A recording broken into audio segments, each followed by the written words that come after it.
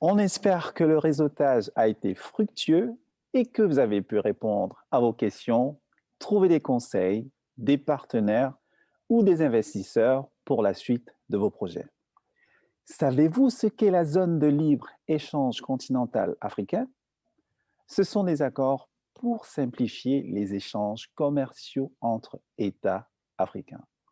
Cette conférence sera donnée par Madame Aïssatou Diallo, coordinatrice de la zone de libre-échange continentale africaine depuis le Centre du commerce international à Genève et modérée par Madame Nadine Rechental, chargée de cours à l'Université de Lausanne.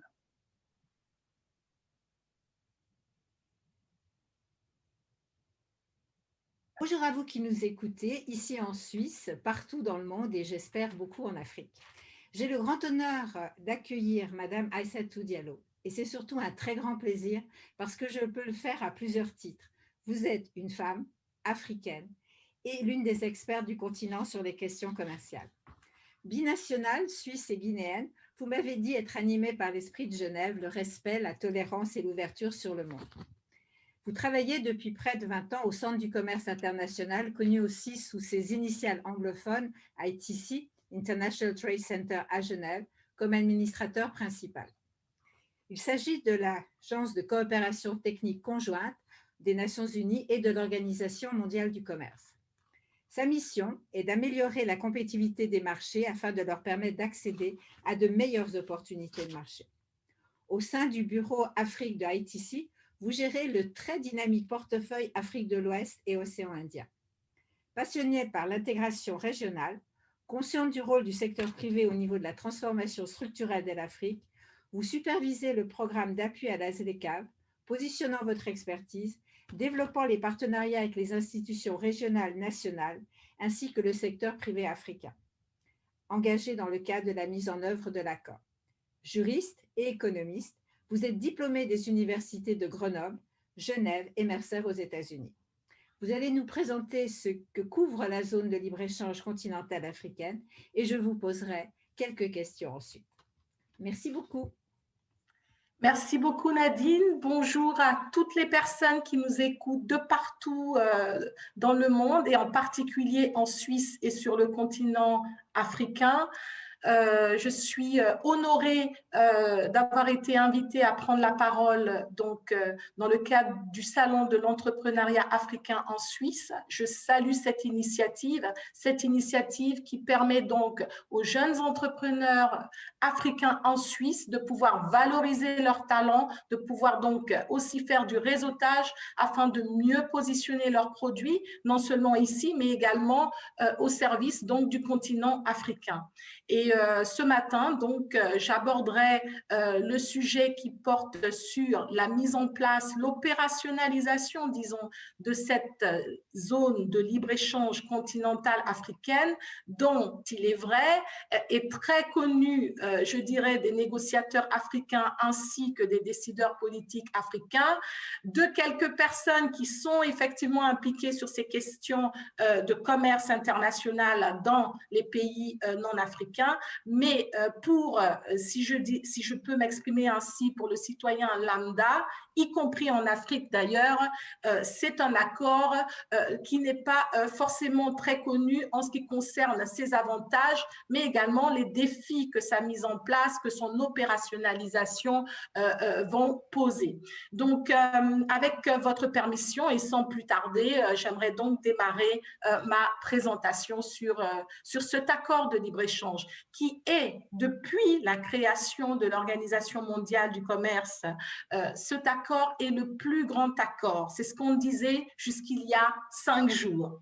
Jusqu'à ce qu'on signe, jusqu'à ce que les pays d'Asie et du Pacifique signent également leur accord de libre-échange. Donc, l'accord de libre-échange continental africain, dont l'acronyme est ZLECAf, la ZLECAf est le plus grand accord de libre-échange au niveau mondial depuis la création de l'OMC. Pourquoi? Parce qu'il y a 55 pays, 55 pays qui sont membres qui appartiennent au continent africain. Et il y a quand même 1,2 milliard d'habitants, voire même, selon certaines statistiques, plutôt 1,3 milliard d'habitants. Donc, l'Afrique est un grand marché. Mais là, je ne vous apprends rien. Ce qui est intéressant, c'est de dire que 70% de la population africaine a moins de 35 ans. Donc là, c'est effectivement un élément important, un élément important pour parler de dynamisme de marché, parler de compétitivité des entreprises et aussi parler du rôle de l'entrepreneuriat dans la transformation structurelle de l'Afrique. C'est aussi un continent qui, comme vous le savez, regorge de ressources naturelles, abondantes ressources naturelles, avec, comme vous le savez, une classe moyenne qui est émergente, et ça du nord au sud du continent. Donc ça, ce sont des éléments qui sont très, je dirais, positifs. Cependant, le commerce intra-africain n'est à peine qu'à 18%, donc moins de 20% contre plus de 55% en ce qui concerne, par exemple, l'Europe. Et il y a encore plus de 30 millions de la population, des populations africaines qui vivent en dessous du seuil d'extrême pauvreté. En ce qui concerne le tissu économique, il est principalement constitué de micro, petites et moyennes entreprises, donc comme vous le savez certainement aussi, plus de 80% restent encore dans le secteur informel où les femmes occupent une place prépondérante. Et le coût des transactions est très élevé. Alors, qu'est-ce que ça veut dire construire cette zone de libre-échange? Ça veut dire quoi? Ça veut dire avoir le continent comme un marché, comme un seul marché, un marché unique où il y aurait une libre circulation des biens, des services, facilitée donc par une libre circulation des personnes. C'est l'objectif de cette zone. Autrement dit, avoir l'Afrique comme un seul marché. Si je suis sud-africain et que je veux vendre mon jus d'ananas au Maroc, je dois pouvoir le faire en théorie sans barrière tarifaire, donc sans droit de douane. C'est très important. Mais pour que cette zone de libre-échange continentale africaine puisse réussir, comme vous le savez, quand on parle de libre circulation des biens, de libre circulation des services, il faut réglementer tout ceci. Donc, cet accord a été conçu avec différents protocoles. Un protocole sur le commerce des biens, un protocole sur le commerce des services, et il fallait aussi de toute façon s'accorder sur ce qui allait pouvoir être couvert en cas de règlement des différends. Donc, la négociation pour la mise en place de cet accord s'est faite en deux phases. Une première phase qui couvrait toutes les questions relatives au commerce des biens, avec la question sur les règles d'origine, au commerce des services, et puis il y a un protocole également sur le règlement des différends. Ça, c'est la phase 1 qui est quasiment presque bouclée. Et la phase 2 devrait démarrer en 2021. Je vais revenir sur janvier 2021. 2021, c'est le lancement de la seconde phase des négociations qui va couvrir des questions très importantes sur l'Afrique, sur lesquelles l'Afrique au niveau continental s'était très peu penchée. Ce sont les questions qui touchent à quoi? À la compétition, les questions qui touchent donc aux investissements, les questions qui touchent à la propriété intellectuelle. Ceci est très important pour l'audience que couvre ce salon, les entrepreneurs. Comment protéger vos inventions? Comment protéger, grâce au génie que vous avez, toutes les créations, toutes les solutions que vous développez? La question de la propriété intellectuelle. Et enfin, une autre question tout aussi importante pour vous. On l'a vu pendant le Covid, comment innover, changer de business model, aller vers des modèles d'affaires qui sont portés par les solutions numériques. Autrement dit, la question du e-commerce. Donc, 2021, c'est discuter de la question de la concurrence, des politiques de concurrence, c'est discuter de la question des investissements, c'est discuter de la question de la propriété intellectuelle ainsi que celle du e-commerce, du commerce électronique. Je vais vous passer cette slide puisque c'est ce que je viens d'expliquer, c'est le phasage de la mise en place de cette zone de libre-échange, circulation des biens, circulation des services, appuyés par des protocoles négociés en phase 1 et des protocoles qui seront lancés à partir de 2021. Où en sommes-nous aujourd'hui? Aujourd'hui, la ZLECAf, la zone de libre-échange continentale africaine, est en vigueur, puisque le seuil pour l'entrée en vigueur est atteint. À ce jour, c'est quand même un succès. Tout le monde dit, mais quand on a commencé à discuter, parce que c'est quand même un vieux projet, hein, c'est un projet qui remonte déjà aux années 60, qui a été ensuite affiné, discuté, et à partir de 2015, il y a eu une dynamique au sein du continent, portée bien évidemment par certains leaders politiques, par des organisations d'appui au développement du commerce, et qui a permis d'aboutir à une signature de cet accord au Rwanda à Kigali en 2018 et ensuite à un autre sommet qui a lancé, si vous voulez, l'opérationnalisation de cette zone à Niamey en juillet 2019. À ce jour, à l'instant où je vous parle, on a 54 pays africains qui l'ont signé. C'est du jamais vu. 54 pays africains qui décident de soutenir une initiative parce que cette initiative va fondamentalement changer le futur commercial de l'Afrique et par ricochet donc le futur, le bien-être, le développement de l'Afrique. 54 pays. Un seul pays ne l'a pas encore signé selon les informations que nous avons. Ça pourrait être en bonne voie, c'est l'Érythrée. Officiellement, 30 ratifications. L'Union africaine a reçu 30 instruments de ratification, c'est-à-dire que les pays ont fait adopter par leur parlement au niveau national de chaque pays en fonction de sa procédure cet accord. En réalité, il y aurait 33 ratifications. La dernière ratification est intervenue le week-end dernier avec le Nigeria. Très important. Dans cet accord, vous avez les gros pays. Normalement, dans les accords de libre-échange, c'est toujours très difficile. On parlera peut-être de l'accord de libre-échange de l'Asie-Pacifique. Mais là, on a quand même les géants du continent qui finalement se joignent, signent et ratifient. On a le Nigeria, on a l'Afrique du Sud, on a l'Égypte. C'est très important d'avoir une certaine entente et que les géants aussi puissent accepter de converger avec d'autres qui sont peut-être à des niveaux intermédiaires vers un même objectif, à savoir faire du commerce un instrument de développement, de transformation économique et aussi donc de réduction des inégalités sociales en permettant de créer des emplois, en permettant de favoriser une croissance. Donc, la mise en œuvre, l'accord est en vigueur, il devait être opérationnel, c'est-à-dire que normalement les transactions commerciales au niveau du continent auraient dû démarrer depuis le 1er juin 2020, mais avec la pandémie de la Covid-19, il a été décidé de reporter cette opérationnalisation donc au 1er janvier 2021.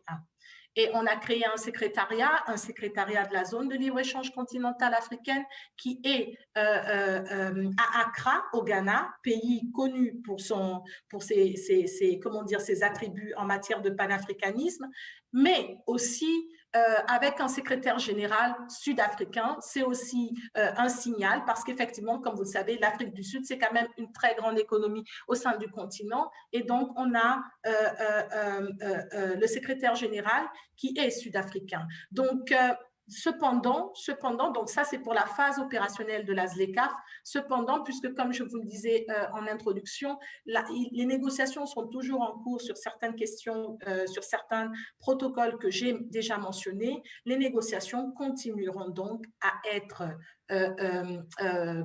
gérées par la Commission de l'Union africaine, par le département de l'Union africaine qui est en charge des questions de commerce et d'industrie, qui a fait un excellent travail pour arriver à ce package. Donc, les négociations continueront d'être gérées à partir de Addis Abeba. Quels sont les effets attendus de la ZLECAf? Les effets attendus de la ZLECAf sont multiples. Le premier effet attendu, c'est l'accroissement du commerce intra-régional. Autrement dit, c'est de passer à 18% à plus de 40% à l'horizon 2030. Est-ce que ce sera possible? On va en discuter. Ça veut dire quoi? Ça veut dire aussi créer en Afrique des chaînes de valeur. Créer des chaînes de valeur, ça veut dire quoi? Ça veut dire ajouter de la valeur en Afrique. Transformer les produits pour les vendre aux consommateurs africains. L'Afrique exporte principalement quoi? Des produits agricoles bruts, des commodités de base, comme on disait à l'époque. Elle exporte des produits miniers. Mais si on veut absorber cette main-d'œuvre jeune et féminine, il faut les impliquer sur les segments de la transformation, en particulier lorsqu'on évoque l'agro-industrie. Et pour ça, il faut créer des chaînes de valeur régionales et continentales. Donc, pourquoi? Parce que ce sont ces chaînes de valeur-là qui vont pouvoir donc apporter, créer de l'emploi, consolider. Et aussi, ce n'est pas simplement créer de l'emploi, mais c'est aussi d'avoir des emplois qui sont décents et des emplois qui permettent aussi d'avoir des salaires ou des revenus corrects. C'est aussi ça, cette zone de libre-échange. Mais pour créer ces chaînes de valeur, attention, c'est comme pour le e-commerce.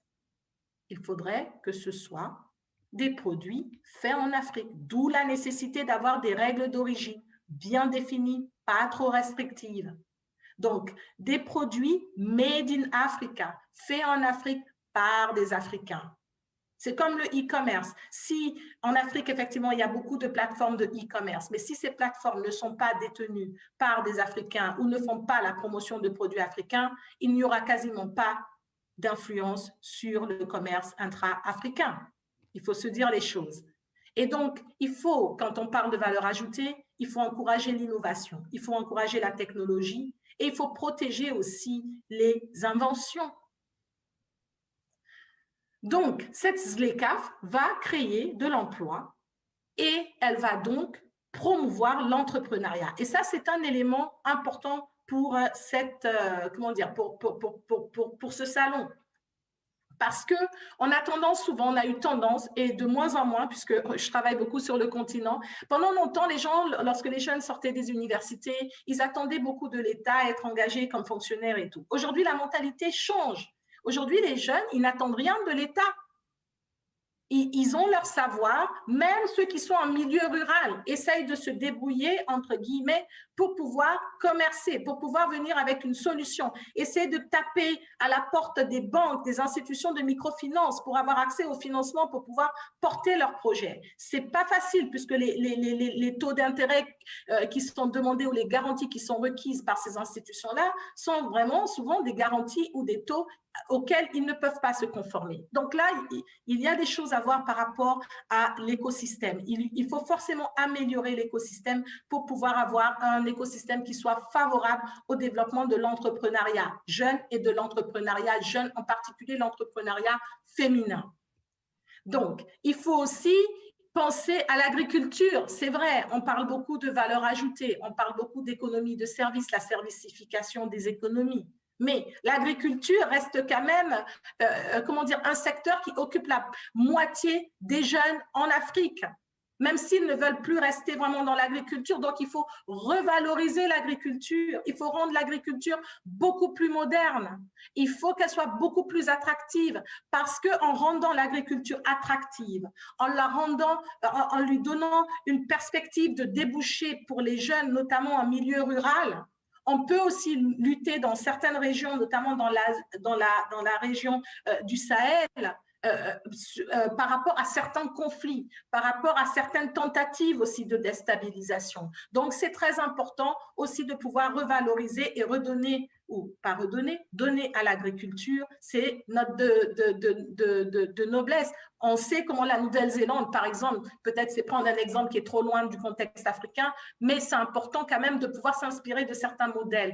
Là, je parle d'un modèle qui est très loin de l'Afrique, mais bon, il y a certains pays africains qui quand même commencent à donner une place de choix aussi à l'agriculture, parce que les agri-entrepreneurs, c'est quand même, je pense, aussi important de pouvoir les appuyer. Mais cette zone de libre-échange ne peut, réussir que s'il y a aussi certaines infrastructures qui accompagnent qui accompagne toutes ces, comment dire, tous ces changements, toutes ces dynamiques.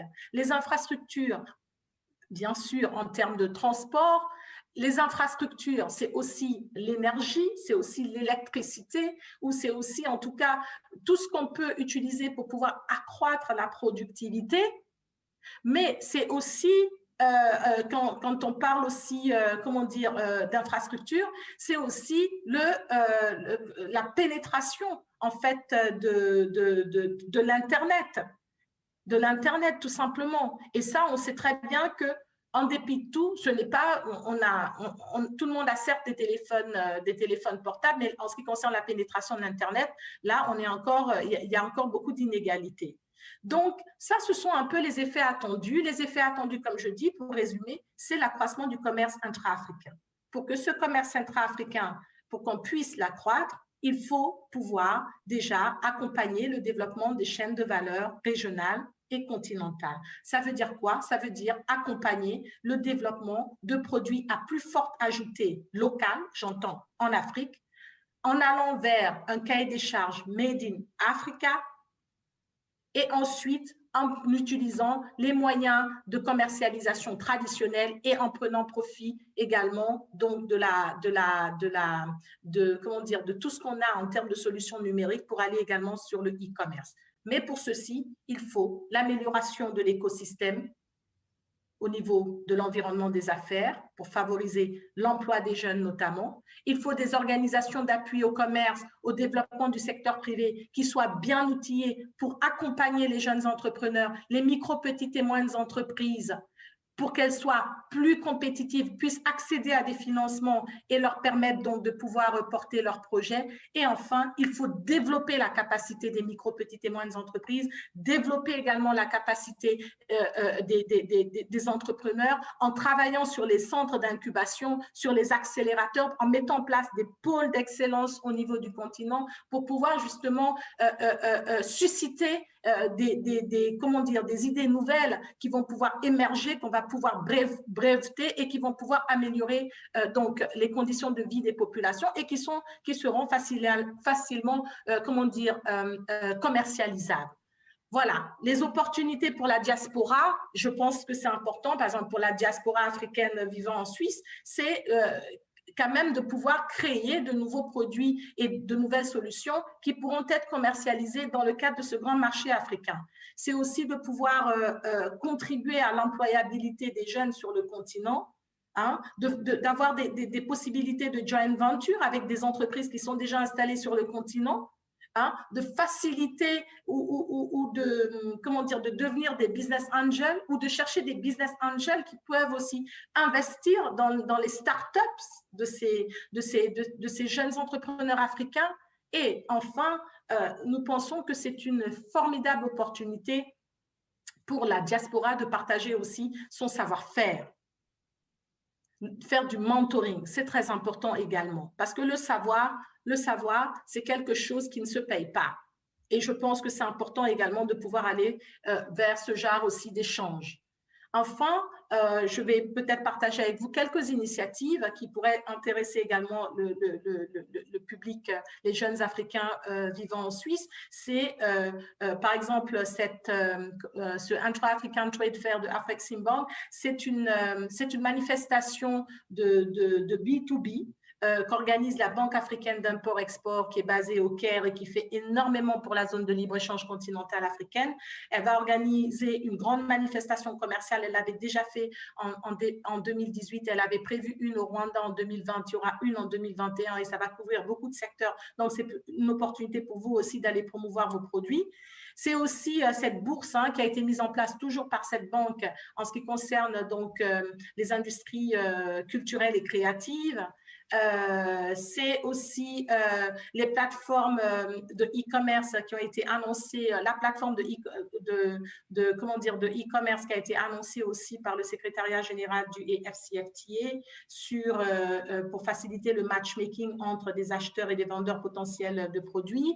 C'est toutes les initiatives actuellement que certaines organisations africaines d'appui au secteur privé comme les Afro-Championnes organisent. Et enfin, nous, au Centre du commerce international à Genève, comme vous le savez, nous sommes une agence de coopération technique des Nations Unies et de l'Organisation mondiale du commerce. Et notre mandat, notre ADN, si je peux dire, au sein du système des Nations Unies, justement, c'est de pouvoir améliorer la compétitivité des micro, petites et moyennes entreprises, améliorer la compétitivité des entreprises, notamment celles portées par les femmes et les jeunes, de manière à pouvoir les accompagner vers un accès au marché, un marché beaucoup plus rémunérateur et beaucoup plus prévisible. Donc, nous avons un nouveau programme que nous sommes en train de finaliser qui est le One Trade Africa, qui a pour vocation justement d'accompagner justement ces cibles de cette audience que je viens de mentionner, les MPME, les entrepreneurs,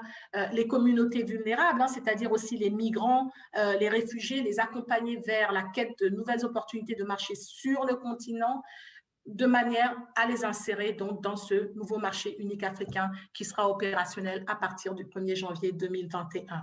Voilà Nadine, en quelques mots, on peut passer toute une journée sur cette zone de libre-échange, c'est pas le but. Le but, c'est vraiment, c'est un sujet, c'est vrai qui est un peu technique, mais qu'on essaie un tout petit peu avec un jargon un peu plus, comment dire, accessible de présenter. Mais le mot-clé, c'est marché unique africain, possibilité de faire du commerce et possibilité de créer de l'emploi, de soutenir l'entrepreneuriat pour que tout ceci puisse contribuer à la transformation structurelle du continent. Je vous remercie. Merci beaucoup. Je vais en profiter par la perche que vous m'avez tendue. Est-ce que vous pensez que cette date du 1er janvier 2021 qui a été repoussée à cause de la crise du Covid, est-ce que vous pensez qu'elle va quand même être maintenue? Est-ce que vous êtes confiante? A priori, oui. A priori, tout indique effectivement que ce lancement, cette opérationnalisation donc, sera possible en 2021, puisque comme je vous l'ai dit, hein, les négociations pour la phase 1 sont quasiment bouclées. Le secrétariat de la zone de libre-échange continentale africaine est installé à Accra. Nous avons aujourd'hui quand même 54 signatures, dont 33 ratifications de l'accord. Le secrétaire général du AFCFTA, donc de la ZLECAf, lui-même a indiqué que le Covid, c'est aussi une opportunité pour l'Afrique de ne pas, on a eu ces réflexes, c'est normal, pas seulement sur l'Afrique, de fermer de manière temporaire les frontières, c'était au tout début de la pandémie, mais tout le monde est conscient quand même que le commerce doit pouvoir se faire pour pouvoir maintenir une activité économique parce que des millions de personnes en dépendent. Donc aujourd'hui, normalement, il devrait y avoir le prochain sommet de l'Union africaine est prévu donc au mois de décembre, là, dans quelques semaines. A priori, pour répondre à votre question, tous les indices, il y a un faisceau d'indices qui laisse à penser que quand même, effectivement, le 1er janvier sera bien la date à laquelle on lancera cette ZLECAf, sauf certainement encore cas de force majeure qui soit encore plus importante que celle de la Covid. Voilà. Merci beaucoup. À votre avis, pourquoi est-ce que ce commerce intra-africain, il n'a jamais été plus développé, qu'il y a toujours eu cette volonté de partir vers l'extérieur sur les matières premières? Bah, ça, je pense que c'est fortement lié aussi à l'histoire de l'Afrique. Hein. Après la colonisation, les pays ont continué quand même à approvisionner en matières premières les pays qui les avaient colonisés, pas uniquement. Donc, on est resté quand même sur, comme en ce qui concerne notamment l'agriculture, sur des produits de rente. On n'était pas équipé, l'Afrique n'était pas équipée avec des industries qui lui auraient permis de pouvoir aller vers une transformation, vers une valeur ajoutée locale. Donc, on est resté à vendre justement toujours la même chose, toujours le café, le cacao, le thé, le tabac. On a très peu industrialisé. aujourd'hui, c'est vrai, en partie, c'est lié effectivement à notre histoire. De l'autre, c'est aussi la question de l'investissement, parce que qui parle de transformation parle forcément d'industrialisation, d'un certain niveau d'industrialisation, et qui parle d'industrialisation parle d'investissement, d'infrastructure. Et là, effectivement, cela n'a pas forcément suivi. Cependant, on a vu quand même que dans certains pays, on a quand même une base industrielle depuis 30 ans. On a quand même, sur l'Afrique, on a quand même de grands pays, encore une fois, comme l'Afrique du Sud, l'Égypte, le Nigeria, mais il y a des pays tels que la Côte d'Ivoire, le Sénégal, le Kenya ou le Congo qui ont aussi des industries, qui transforment. Aujourd'hui, le cacao, on a quand même en Côte d'Ivoire, on a une valeur ajoutée ivoirienne qui se fait sur le cacao. Donc, c'est important, mais encore une fois, tout ceci n'a pas encore permis d'accroître, d'accélérer le commerce intra-africain. On pense qu'avec la réduction des tarifs douaniers, on pense qu'avec la libéralisation des services, avec les accords de reconnaissance mutuelle et en favorisant justement la construction de chaînes de valeur, pas de chaînes de valeur tournées uniquement que vers le marché international, donc hors d'Afrique, qu'on peut avoir tous les ingrédients pour permettre justement de structurer et de pouvoir créer les conditions cadres pour pouvoir accélérer donc l'augmentation de ce commerce intra-africain. Mais encore une fois, il faut que ce soit des produits africains. Parce que si c'est avec des produits importés, ça ne marchera pas au niveau des statistiques, on restera toujours avec ce 18%. Donc, il faut qu'on valorise mieux les produits africains. Et donc, c'est quoi un produit africain? C'est toute la question, tout le débat autour des règles d'origine. Et c'est pour ça que la question des règles d'origine a été largement discutée pendant les négociations, de manière à ne pas non plus lui donner une définition trop restrictive, qu'on puisse accéder à certains intrants qui viendraient d'autres régions, mais ayant une plus grande partie, étant fabriquée ou transformée en Afrique, on pourrait définir ce produit-là comme étant un produit africain.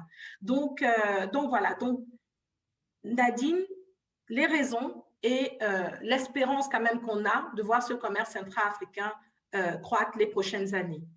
Si on prend un exemple qui est aussi un petit peu représentatif de ce qu'on se fait de l'Afrique, et je reviens sur ce que vous disiez quand on parle du fameux tissu wax, et on dit, bah, ça, ce sont des produits africains, et typiquement, le tissu ne l'est pas. Donc, est-ce que, on a beaucoup discuté de ça, et dans les projets qu'on a mis avec ITC, de savoir si c'est la valeur ajoutée de ce produit, parce que le wax, il représente dans l'imaginaire le produit africain par excellence, alors qu'il ne l'est en aucun cas. Oui, bon, vous avez donné l'exemple du wax. C'est vrai que bon, tout le monde sait d'où ça vient, on sait qui produit, mais les motifs aujourd'hui sont portés. Ce qui est intéressant avec le wax, c'est qu'aujourd'hui, le wax, on est en train de le mélanger. Par exemple, si vous prenez le Burkina Faso, la Côte d'Ivoire, je prends cette région-là, mais il y a d'autres régions du monde où aujourd'hui, on est quand même en train de valoriser le coton textile et l'habillement local. Si je prends le Danfani du Burkina Faso, aujourd'hui, vous allez au Burkina Faso, quasiment tout le monde porte le Danfani, le Faso Danfani. Donc, vous voyez, il y a quand même, pareil, y compris dans mon pays, en Guinée, on a aujourd'hui, si vous voulez, pour chaque région, quasiment, on a un tissu traditionnel qui est mis en avant. Vous comprenez? Donc, effectivement, je pense qu'aujourd'hui, il y a une prise de conscience. Il y a une vraie prise de conscience de pouvoir valoriser le coton textile et l'habillement africain, de pouvoir valoriser l'artisanat africain pour accessoiriser justement ce textile africain, l'habiller. Et aujourd'hui, on a des designers africains sur le continent qui font un fabuleux travail et qui arrivent même à attirer l'attention de créateurs, de stylistes, de pays de l'OCDE pour justement le design qu'ils ont fait en alliant juste côté traditionnel, un côté traditionnel, un côté moderne sur un tissu tissé par des femmes avec du coton africain, du coton bio africain. Donc ça évolue. C'est vrai que pendant longtemps, effectivement, oui, on était obligé d'importer, on avait le wax, oui. Voilà, le Vax a été même copié, comme vous savez, par un autre pays qui a aussi inondé le marché africain avec des copies du Vax. Mais à côté de cela, il y a, je vous disais, je vous ai cité certains pays d'Afrique de l'Ouest, mais il y a aussi en Afrique de l'Est, hein, on était en Zambie à Lusaka, là aussi où ils utilisent aussi leur coton pour avoir comment dire, des productions africaines de textiles et ensuite adapter tout ceci à leur culture et parfois en l'adaptant aussi à la mode vestimentaire occidentale, mais apporter sur le continent et au-delà. Donc, il y a un cheminement, il y a une prise de conscience. On va y arriver, ce n'est pas du jour au lendemain. Ce qui est important, c'est de démarrer quelque part et on a déjà démarré. On a aussi parlé justement d'une des choses qui va arriver, qui est positive pour certains pays et négative pour d'autres, qui est la baisse des revenus douaniers, qui étaient quand même des revenus importants pour les pays. Comment est-ce que vous pensez qu'on va pouvoir, enfin certains pays vont pouvoir se relever de cette baisse des revenus douaniers? Oui, donc ça, c'est une question qui est très importante. Je pense que c'est une question qui est encore en cours de discussion. Effectivement, ça veut dire quelque part, 90% des droits de douane, effectivement, vont être éliminés de manière progressive, hein, pendant 10 ans en ce qui concerne notamment les pays les moins avancés. Vous savez qu'en Afrique, on a quand même à peu près une trentaine de pays ayant le statut de PMA. Donc, cette baisse de recettes douanières va devoir être compensée par d'autres mesures qui vont permettre quand même aux États de pouvoir avoir des revenus, de pouvoir obtenir des revenus qui leur permettent de soutenir notamment certains services régaliens de l'État en matière de santé, en matière d'éducation. Donc, c'est clair. Je pense qu'actuellement, il est très difficile d'avoir une réponse précise parce que je pense que tout ceci est en cours de discussion. Néanmoins, le problème est connu. Il y a plusieurs pistes. L'une des pistes, c'est que l'accroissement de ce commerce intra-africain va générer des recettes et que ces recettes peut-être seront beaucoup plus importantes que les pertes en matière de recettes fiscales qui vont être enregistrées. Bien évidemment, pour l'instant, tout ceci, ce ne sont que des projections, mais des mesures, comme je dirais, pour pouvoir trouver d'autres sources de financement, aller aussi un peu plus vers des partenariats publics-privés pour pouvoir financer certains services régaliens, notamment en matière d'éducation, comme je disais, en matière de santé publique, vont également être explorés pour pouvoir compenser ces recettes-là. Parce qu'il faut aussi voir pour l'Afrique aussi, regarder comment dans les zones de libre-échange, dans les autres zones de libre-échange, comment ils ont fait au niveau des Caraïbes, en Europe, avant de passer à l'union douanière, ce qui est en train de se faire sur l'Asie. Donc, oui, c'est un poste important en matière de recettes pour les États. C'est un poste sur lequel probablement il y aura un trou. Mais bien évidemment, ceux qui ont pensé cette ZLECAf ont aussi pensé aux différentes mesures. Maintenant, annoncer ici une mesure, ça serait pour moi, je pense, beaucoup trop m'avancer sur ce qui sera annoncé ou sur les conclusions de la discussion qui est en cours. Mais ce qui est clair, c'est que l'augmentation du commerce intra-africain va permettre de compenser la perte de ces recettes, puisqu'on aura quand même des recettes beaucoup plus on est censé avoir des recettes beaucoup plus intéressantes qui vont permettre de financer encore une fois certains services prioritaires pour les États afin de permettre à leur population de continuer à accéder à des services corrects en ce qui concerne certains besoins immédiats des populations et stratégiques d'ailleurs. Dans les risques qui pourraient aussi se poser, est-ce qu'il ne pourrait pas y avoir aussi une prise de pouvoir de ce que j'appellerais les grands pays, ceux qui ont un pouvoir économique fort, comme l'Afrique du Sud, l'Égypte, le Nigeria, au niveau de leur population, comme l'Égypte et encore le Nigeria qui a une population très énorme? Est-ce qu'il pourrait y avoir encore une déstabilisation économique, si ce n'est politique, dont on ne parlera pas? Je pense que dans toute construction de zone de libre-échange, je pense que ce sont des questions légitimes auxquelles on se pose. On pense souvent que les géants vont écraser les petits et que ça sera très difficile. Certes, c'est un risque.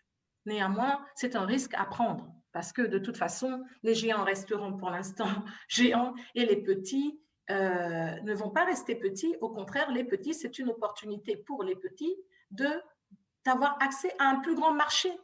C'est une opportunité.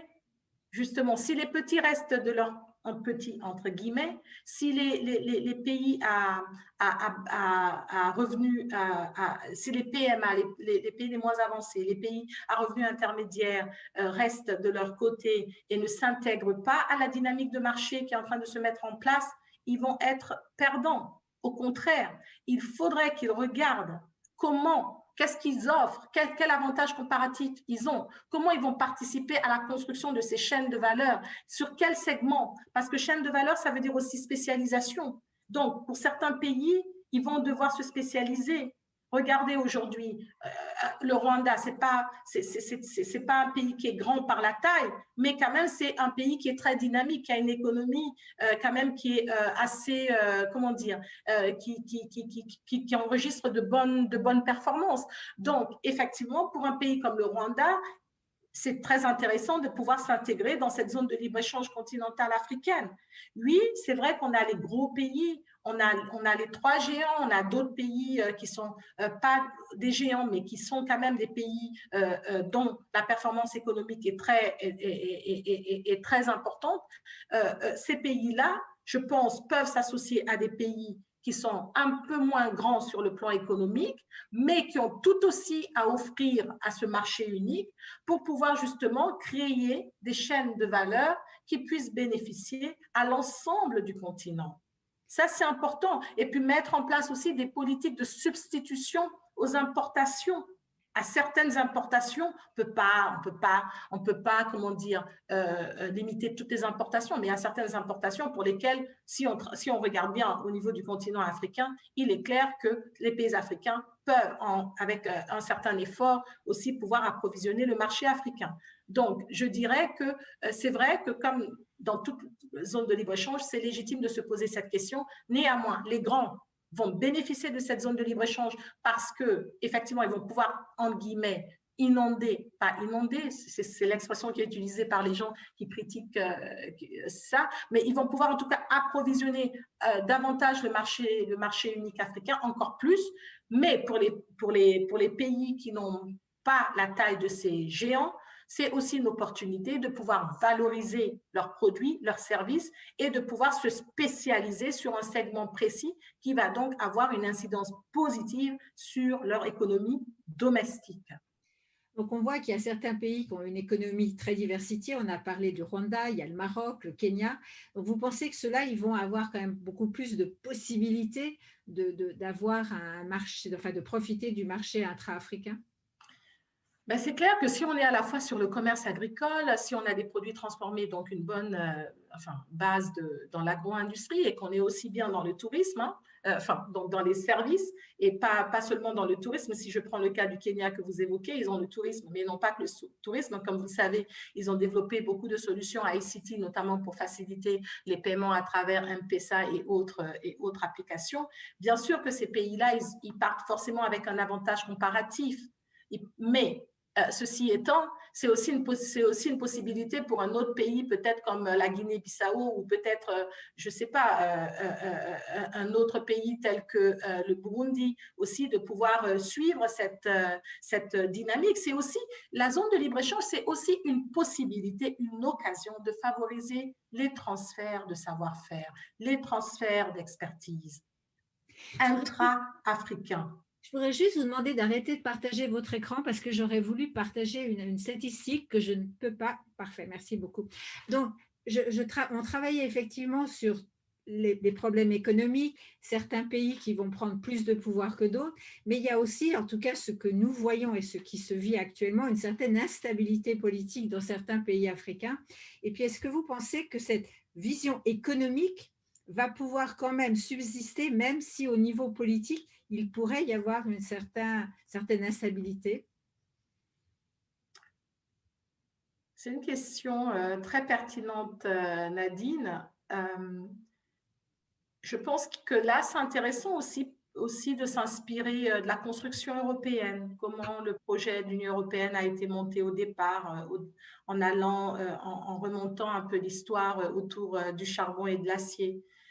je pense qu'il est important de comprendre que, enfin ça c'est un point de vue personnel, que si d'un point de vue économique, les gens sont occupés par une activité économique génératrice de revenus et que le matin, lorsqu'on se lève, on peut aller travailler pour avoir un emploi décent, un salaire décent, pour pouvoir nourrir sa famille et sa communauté, parce qu'on est quand même, on parle du continent africain, donc en général quand même, il y a ce lien social qui est toujours établi avec les communautés dont on est issu. Je pense que si effectivement on arrive à répondre à ce besoin économique, à ce moment-là, d'un point de vue, comment dire, global, on peut quand même penser qu'il y aura une cohésion sociale. Et qui dit cohésion sociale parle d'un exercice apaisé des droits civiques. Et donc, qui parle d'exercice apaisé de droits civiques parle de démocratie. Moi, je ne vais pas citer de pays X ou Y, mais je pense que pour ceux qui connaissent l'Afrique comme vous, Nadine, vous savez, vous avez déjà plein d'exemples que vous pouvez raccrocher à mon propos. Ce que je dirais, c'est que l'économie est importante. Et j'ai évoqué la région du Sahel. On parle beaucoup, l'Europe, y compris la Suisse, parle beaucoup d'initiatives de co-développement. Le co-développement, si effectivement ce co-développement-là est bien mené, si effectivement il est traduit en actions concrètes, c'est une formidable opportunité de donner un futur, un présent et un futur en Afrique pour les Africains, pour les jeunes Africains. Et donc, c'est aussi aujourd'hui une prise de conscience que l'économie est un vecteur qui peut permettre d'apporter une certaine cohésion sociale qui va donc contribuer à bâtir des démocraties solides et qui vont donc préserver, encore une fois, la paix et la sécurité au sein du continent. Parce qu'effectivement, vous avez raison, cette zone de libre-échange continentale africaine, c'est aussi un instrument pour pouvoir créer une Afrique apaisée, une Afrique politiquement forte et une Afrique qui soit donc démocratique. Enfin, pas démocratique, encore plus démocratique, si je peux m'exprimer ainsi. Donc, l'économie est liée à la politique. La politique a besoin de l'économie et les populations ont besoin de leurs droits économiques pour pouvoir exercer leurs droits politiques. Est-ce que vous pensez qu'un tel projet il peut se réussir sans une monnaie unique?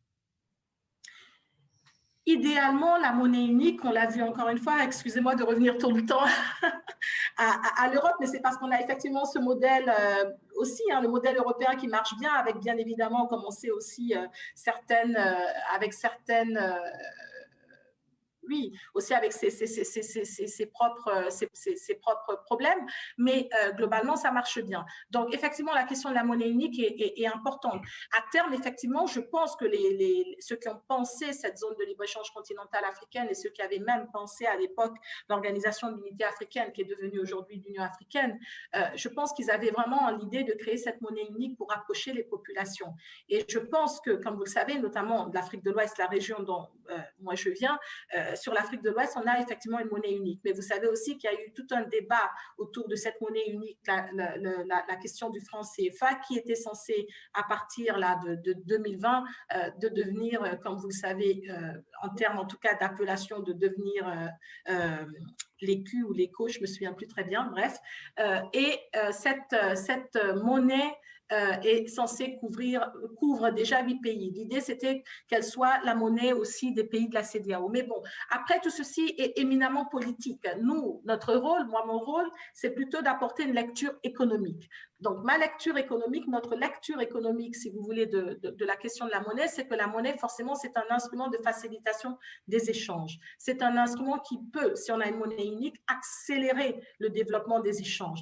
Néanmoins, si vous prenez d'autres zones de libre-échange, l'ALENA, le Mexique, les États-Unis et le Canada, oui, on a le dollar américain, le dollar canadien, et puis on a aussi la monnaie mexicaine. Donc, l'ALENA marche bien. L'Union européenne, c'est vrai qu'on est passé par plusieurs stades et puis on est arrivé à l'euro. J'ose penser, j'ose espérer, mais là, en tant qu'Africaine, qu'effectivement, l'Afrique aussi devra, dans quelques années, bien évidemment, aussi aller vers l'adoption d'une monnaie unique. Mais ceci ne se fait pas du jour au lendemain, puisqu'effectivement, il y a beaucoup de paramètres économiques à prendre en compte, de paramètres politique, et donc tout ceci fera l'objet également, j'en suis persuadée, d'âpres discussions et négociations au niveau continental. Mais pour répondre à votre question, c'est absolument nécessaire, c'est un élément qui va accroître les échanges intra-africains et c'est un élément qui va donc permettre à l'Afrique de mieux se positionner aussi par rapport aux autres blocs régionaux. Si je continue à prendre un peu l'exemple comme on l'a fait sur la communauté européenne, il y a aussi des problèmes communs qui sont pas de législation commune, les impôts différents, les taxes diverses, les lois sur les investissements, les protections des consommateurs. On a vu que l'Europe, elle est encore à la traîne sur ce sujet. Est-ce que l'Afrique va nous permettre d'aller plus vite sur ces problématiques de législation commune? Oui, je pense que c'est vraiment le but, encore une fois, de cette négociation par phase qui a été instaurée par l'Union africaine. Ceci étant, comme vous le savez aussi, et vous l'avez bien dit, dans toutes les zones de libre-échange, y compris dans les unions douanières, qui sont donc des stades avancés de la zone de libre-échange avec la mise en place d'un tarif extérieur commun, il faut savoir que ces questions de politique fiscale, politique de subvention parfois aux exportations, de restrictions aux importations, de dumping et tout ça, ce sont parfois des réflexes de repli adoptés par certains pays face à certaines situations de crise auxquelles ils sont confrontés et pour lesquelles il y a aussi une pression des populations. Donc, ça, c'est toujours à prévoir. Mais comme on dit, c'est comme quand vous développez un projet. Au Centre du commerce international, vous savez, Nadine, puisqu'on travaille parfois avec vous, vous avez des projets. Et dans tout projet, il faut avoir en anglais, ils disent l'exit strategy, donc la stratégie de sortie. Et il faut avoir les mesures d'atténuation des risques. Donc, c'est important aussi que dans ce projet qui est en train de se mettre en place, dont on va démarrer la mise en œuvre, c'est important d'avoir aussi des mesures d'atténuation parce que personne ne peut interdire à un pays, on l'a vu là pendant la crise. La COVID-19 a été de ce point de vue-là, une expérience tout à fait instructive parce qu'on a vu que les réflexes ont été souvent de se fermer, de fermer les frontières, d'adopter des mesures, pas forcément en consultant tous ses autres partenaires. Donc, et ça, c'est parce qu'il y avait une urgence. Il fallait aussi répondre à la préoccupation des populations. Donc, ceci est toujours à prendre en compte. On ne peut pas dire que ça ne va pas se passer. On peut tout simplement dire qu'il faudra juste prévoir des mesures d'atténuation par rapport à ces initiatives réglementaires qui seront prises de toute façon à un moment ou à un autre par les pays. Mais le plus important, c'est de converger, c'est d'avancer. C'est ça le plus important. Merci. Je voulais juste partager une photo avec vous, si j'arrive à la voir. Elle va arriver, je pense, qui est effectivement sur ce déséquilibre économique qu'il y a au niveau du PIB en Afrique. Donc, si la photo arrive, ça sera bien. Sinon, elle est là. Je ne sais pas si vous la voyez. Sur une différence de PIB énorme entre les Seychelles, qui sont aujourd'hui au sommet du PIB, et puis le dernier pays dont on n'a effectivement pas de chiffres sur l'Érythrée, la Somalie et le Soudan du Sud. Donc, cette énorme distorsion de revenus, est-ce que vous pensez qu'on aura quoi, 20 ans, 50 ans avant d'arriver à atténuer ces grandes différences? Là, je demande j'aimerais bien pouvoir. Vous voyagez plus peut-être même en Afrique que moi, donc je pense que cette question, je vais vous la laisser. Ce que je peux, Nadine, et je pense que c'est d'ailleurs mieux que je vous laisse partager là votre point de vue, parce que justement, vous avez un point de vue, vous connaissez l'Afrique, vous êtes Suissesse, vous côtoyez aussi d'autres régions, peut-être justement que votre vécu, votre expérience peut nous permettre, nous, peut-être d'avoir des éléments qui vont nous renforcer ou, le cas échéant, infirmer certaines de nos projections. Je pense de toute façon que le gap en termes de PIB, c'est pas quelque chose qui va être, comment dire, diminué, réduit là en une année. C'est un chantier, ça va prendre du temps, mais je ne crois pas non plus que tous ces pays vont arriver au même niveau de développement avec la ZLECAf. Il y aura toujours certains qui seront mieux positionnés que d'autres, mais ce que je crois, et là je crois fermement en ça, c'est, je pense que cette ZLECAf, quel que soit le niveau du pays, que cette ZLECAf pourra permettre à ce pays-là d'aller un tout petit peu plus haut. En tout cas, c'est ce que je crois et c'est ce que j'espère. Donc, c'est plus un vœu qu'une affirmation. Mais là, je pense que c'est mieux que vous partagez un peu avec nous aussi, Nadine, votre point de vue, que cette fois-ci, que ça soit moi qui vous donne la parole pour vous écouter aussi sur ça. Moi, je veux dire, en travaillant effectivement dans les projets d'ITC et puis pour d'autres projets, il y a effectivement une montée depuis 5 ans, des choses qui se mettent en place. Et moi, je suis très positive sur cette Afrique-là. Je suis très positive sur le fait qu'elle va prendre ces choses en main, mais qu'il y a encore un certain nombre de... Je pense que l'Afrique, elle n'a pas encore assez confiance en elle. Et je pense que c'est un petit peu le slogan du salon, l'Afrique que nous voulons, c'est possible, parce que je pense que l'Afrique, elle doit prendre son destin en main. Et puis, je voudrais aussi terminer cette interview, parce que nous terminons, sur le poids aujourd'hui. Donc, je veux dire, on revient, vous vous occupez de la zone Afrique et la zone océan Indien, avec la signature de l'autre traité de libre-échange qui est arrivé. Aujourd'hui, est-ce qu'on ne voit pas se déplacer l'économie, enfin le monde de demain, sur cette zone de l'océan Indien comme elle l'était il y a 2000 ans? C'est un point de vue. C'est vrai que le 15 novembre dernier, 15 pays ont signé cet accord d'Asie et du Pacifique, dont la Chine, le Japon, la Corée du Sud, on a vu aussi l'Australie, la Nouvelle-Zélande, tous ces pays-là qui ont signé cet accord avec l'Indonésie, donc quand même de gros marchés. C'est quand même 30% du PIB, mais c'est que 15 pays. L'Afrique, c'est 55 pays, 54 qui ont signé, presque 3 milliards d'habitants. On dit 1,2, donc quasiment comme l'Inde. Mais l'Inde n'a pas signé cet accord, comme vous le savez, pas pour l'instant. Ils étaient dans les négociations et puis là, ils se sont retirés pour des raisons que nous n'évoquerons pas ici. Non, je ne pense pas. Je ne pense pas que le centre va se déplacer parce que je pense que l'Afrique a un avantage comparatif sur certains des produits qu'elle offre et que de toute façon, il y aura donc une demande pour ces produits-là. Le plus important pour l'Afrique, c'est d'améliorer sa compétitivité. C'est d'améliorer sa compétitivité et ensuite peut-être de pouvoir explorer des coopérations avec toutes les autres zones de libre-échange qui sont dans les autres blocs commerciaux. C'est ça. Donc, ce n'est pas un concurrent. Au contraire, comment promouvoir? Parce que la plupart des membres de cette nouvelle zone de libre-échange sont des partenaires commerciaux de l'Afrique. Je pense notamment à la Chine. Donc, au Japon, même si c'est peut-être à des degrés différents, à la Corée du Sud, au Vietnam. Donc non, au contraire, je vois plus une opportunité de pouvoir, promouvoir des synergies, des complémentarités entre les deux zones de libre-échange de manière à pouvoir améliorer la compétitivité du continent africain, puisque c'est de cela qu'il s'agit quand on parle du commerce intra-africain, et c'est l'objectif de ce marché unique africain. Est-ce que, je veux dire, je regardais s'il y avait des questions du public. Pour l'instant, j'en ai pas encore. Est-ce qu'il y a quelque chose que vous avez envie, juste là, le dernier mot de la fin, que vous avez envie de partager avec nous pour rendre l'Afrique encore plus magnifique? Donc, la ZLECAf, c'est l'affaire de tous.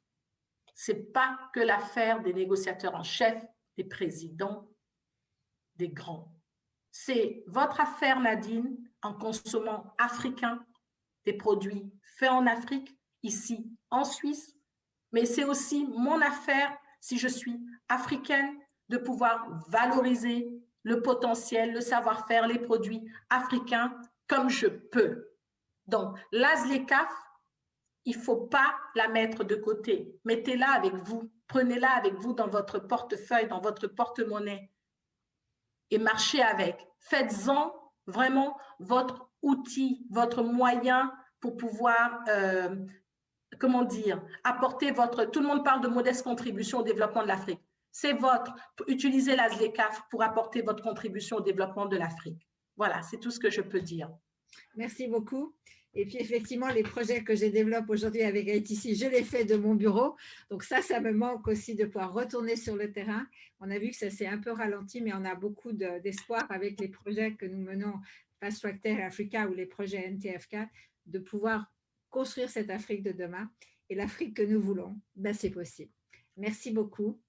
Merci beaucoup Nadine, merci à tous les co-organisateurs et encore une fois que vive le Salon de l'entrepreneuriat africain en Suisse et que les diasporas africaines puissent de manière, comment dire, très fructueuse apporter leur contribution à cette Afrique d'aujourd'hui et de demain. Je vous remercie. Merci beaucoup. Puis à 15h30, j'aurai aussi le plaisir de vous présenter quelques-unes des startups africaines que j'ai mises sous le dénominateur de que peut-on apprendre de l'Afrique, des startups que j'ai rencontrées, que nous avons rencontrées et qui sont des pépites dont nous pouvons nous inspirer partout dans le monde. Merci. Avec plaisir que j'écouterai tous ces talents donc présenter leurs différents projets. Je vous remercie. Merci beaucoup. Merci, merci Olivier. Au revoir. Oui, c'est notre Afrique et la bâtir, c'est possible. Encore merci à Madame Aïssatou Diallo et à Madame Nadine Rachental pour cette magnifique conférence et surtout aux mesures d'accompagnement mises en place afin de mettre en valeur les produits locaux ainsi que les acteurs locaux.